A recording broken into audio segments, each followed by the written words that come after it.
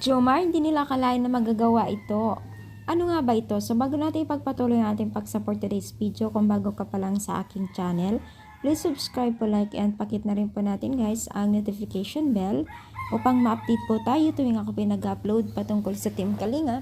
And please support po natin ang buong Team Kalingap, lalong-lalo na po kila Kalingap Rob at Kuya Bal, no? So, yun nga, no, sa latest upload po ni Kalingap Pure Health, no, so 14 po natin. Hindi akalain ng lahat na ganito pala ang behind the scene po. Pagdating po sa mga upload po ni Kalingap Rob sa kanyang channel ay makikita natin yung mga bawat pangyayari, no. So, dito naman po ay behind the scene na kung saan po ay ganito pala itong si Kalingap Jomar behind the scene, no.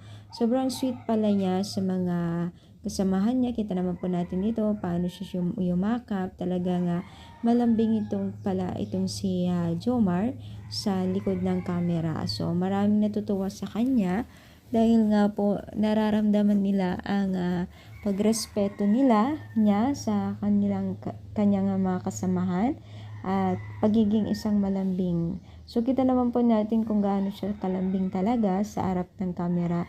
Lalong-lalo pa man po nung sila pa lang po ni Rina or siya pa lang yung nag-aalaga sa mga video po ni Kalingap Rob nung kay Rina.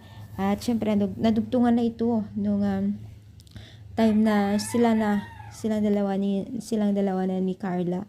Kumbaga love team na sila. So totoo pala yung sinasabi nila na ito si Kalingap at Jomar ay sadyang masayahin, mapagmahal at marespeto, no.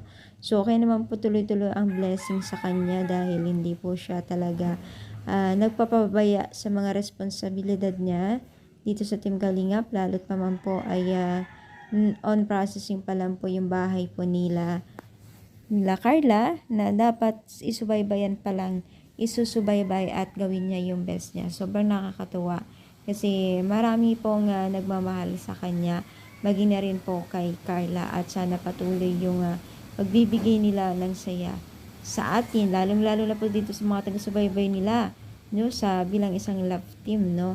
So kahit minsan talaga ay may nakakapagsabi na hindi maganda sa kanila, pero kung makikita po natin ay much better at mas marami pa rin po ang nagbibigay ng papuri sa kanila, no.